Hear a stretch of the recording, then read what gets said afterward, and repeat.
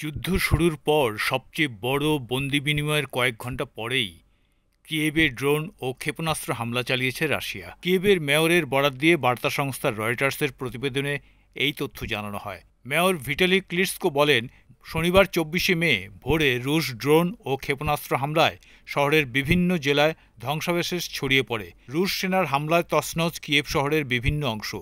গত 24 ঘণ্টায় দেশ জুড়ে অন্তত 13 জনের মৃত্যু হয়েছে। সেই সংখ্যা আরও বাড়তে পারে।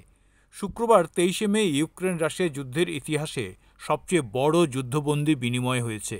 উভয় পক্ষ 390 জন করে সামরিক ও বেসামরিক বন্দীকে মুক্তি দিয়েছে। পাশাপাশি ভবিষ্যতে আরও বন্দী ছাড়ের ঘোষণাও দেওয়া হয়েছে।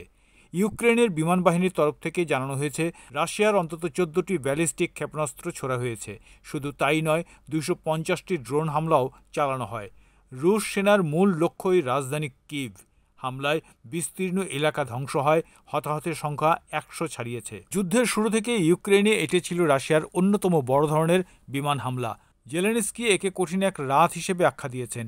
ইউক্রেনের প্রেসিডেন্ট তার এক্সে বলেছেন, এমন প্রতিটি হামলার ক্ষেত্রেই বিশ্ব আরও নিশ্চিত হয়ে যাচ্ছে যে যুদ্ধ দীর্ঘায়িত হওয়ার পেছনে আছে মস্কোই। ইউক্রেনের পুলিশ জানিয়েছে, শুক্রবার রাতভর রুশ হামলার কারণে বেশ কয়েকটি বহুতল ভবনে আগুন ধরে যায়। একাধিক ভবন ভেঙে পড়ে। ওই হামলায় নিহতদের পরিবারের প্রতি সমবেদনা জানিয়েছেন ইউক্রেনের প্রেসিডেন্ট জেলেনস্কি। 2022 সালে 24শে ফেব্রুয়ারি থেকে ইউক্রেন এবং রাশিয়ার মধ্যে যুদ্ধ শুরু হয়। যুদ্ধ শুরুর 3 বছর পরে গত সপ্তাহে প্রথমবার কোনো মধ্যস্থকারী ছাড়াই মুখোমুখি আলোচনায় বসেছিল দুই পক্ষ। তুরস্কের ইস্তাম্বুলে ওই বৈঠকে যুদ্ধবিরতি নিয়ে কোনো সিদ্ধান্ত না হলেও দুই পক্ষই পর্যায়ক্রমে 1000 জন করে যুদ্ধবন্দী বিনিময়ের সিদ্ধান্ত নিয়েছিল। তা মেনে নিয়ে যুদ্ধবন্দী বিনিময় প্রক্রিয়াও শুরু করে রাশিয়া এবং ইউক্রেন। রাশিয়ার পক্ষ থেকে জানানো হয়েছে, বন্দি বিনিময় শেষ হলেই তারা একটি খসড়া শান্তি চুক্তি ইউক্রেনের সামনে উপস্থাপন করবে।